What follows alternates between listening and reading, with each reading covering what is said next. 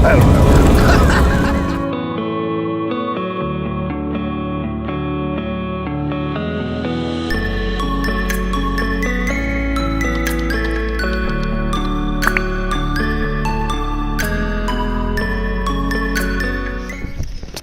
Alright, so to ship this motor, I knew that they'd probably have to take the oil pan off because it has to sit on the perches.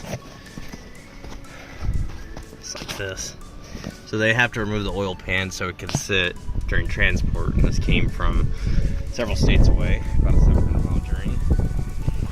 But they put it on a wooden crate, so it sits on ledges. I was thinking, when I got it, that there would be a plastic oil pan. They surprised me. A brand new metal oil pan. It's an upgrade anyways, because these come with a plastic oil pan, and they typically leak. So, thank you. Part number. Oh, yep, there you go. Brand new Panashimbi. I'll take it.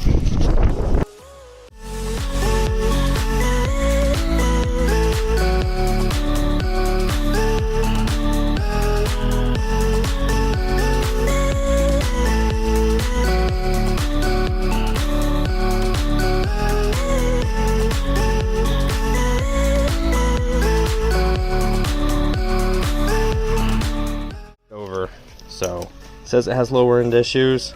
This is the sound it's making.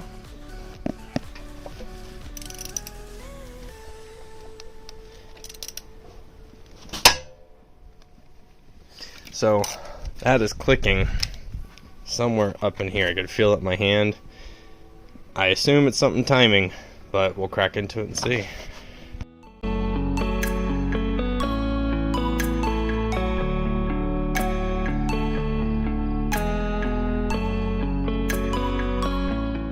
Driver's side, we could go and give it a test spin here and see if that's what's clicking. Get a real good look at it. But all the camshaft lobes look good, minimal wear. It's kind of center point on some of these. These look a little heavier worn, but nothing too alarming. Things nice and smooth. Let's give it a spin over and see what happens. Alright, so intake's off, the wiring harness off, driver's side valve cover's off. We're going to give it a spin over and see if we can see what's clicking here.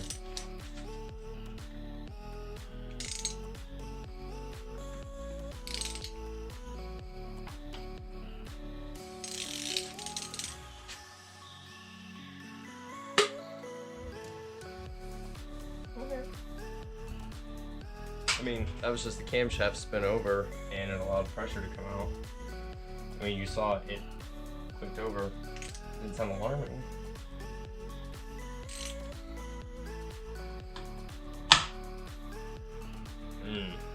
That's that click. Don't know where that came from that time, but we'll dig further.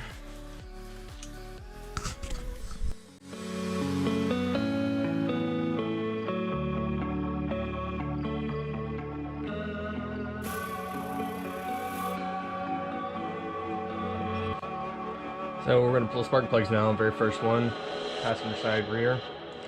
Them sons of bitches must have left it outside and get rain on it, cause it's rusty. Look at that.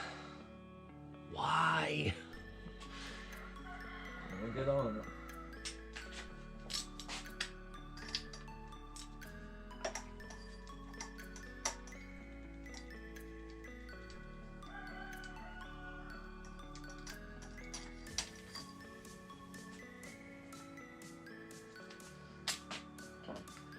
Don't believe it said how many miles was on this motor when it was pulled. Pretty sure it was warrantied out by a dealership.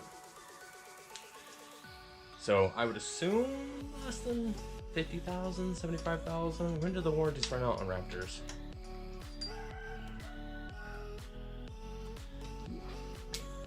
That smells like a spark plug.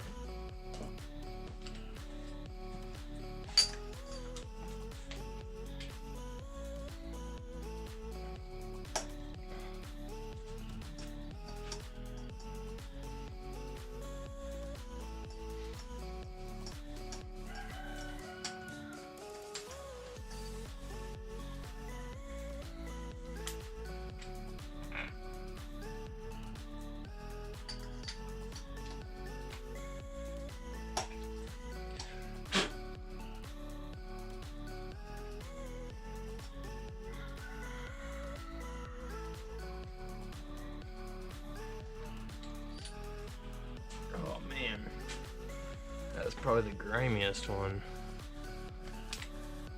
As you can see, quite a bit of rust. So yeah, these sit outside. This motor did. At least for a minute. That or it was in a flood. And then they warrantied it out.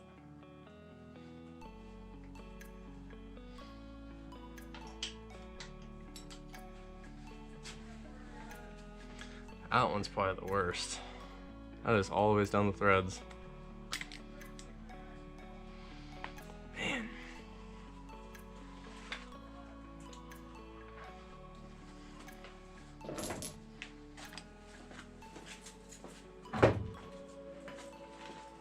Now we're gonna give it a turn over. See what we hear.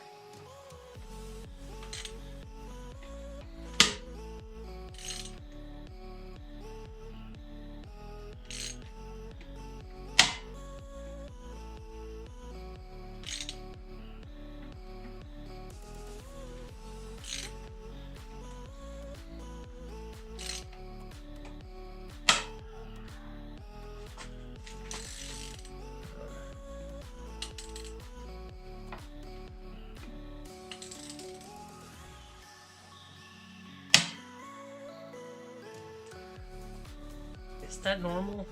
If you turn one over by hand that doesn't have lower end issues?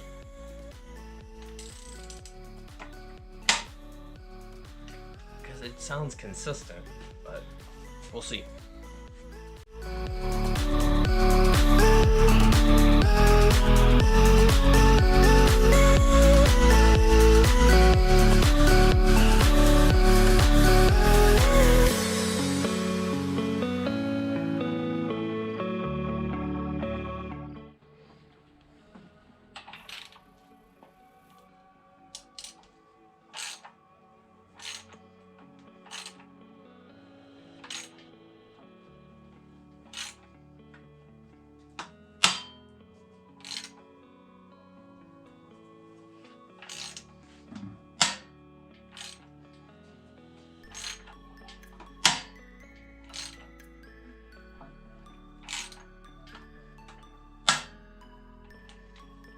Interesting. Alright guys, that's going to be a wrap for today's video. Had to close back up here, just run out of time, but got down all the way to the timing components, valve covers off, intake manifold off, timing chain off, saw it in the video. And everything seems to be tip-top shape, everything seems to be functioning. I'm not saying I'm not going to replace it, but we're gonna dig into it further. I need to flip it over, take the old pan off, and start with checking each of the ends on the pistons and the main caps, and make sure nothing's loose, nothing, you know, all the play and everything's there is correctly. But thank you guys so much for watching. If you enjoyed this video, make sure to smash that like button. If you got any suggestions on what I should do with this motor or how I should rebuild it, if I'm doing something wrong, tell me in the comment section. Let me know. Give me some feedback. I'm open to it. If you like the music, if you don't, if you like my clothes, if you think I'm stupid, it's all good. Let me hear it. But then again, thank you guys so much for all the love and support. Please consider hitting subscribe, because there's going to be a lot more coming on this. I hope I get to put it in one of these vehicles. I mean, putting the Charger would be pretty cool, but I've already put all the Coyote work into it. The 88 Mustang, it's a Fox body platform.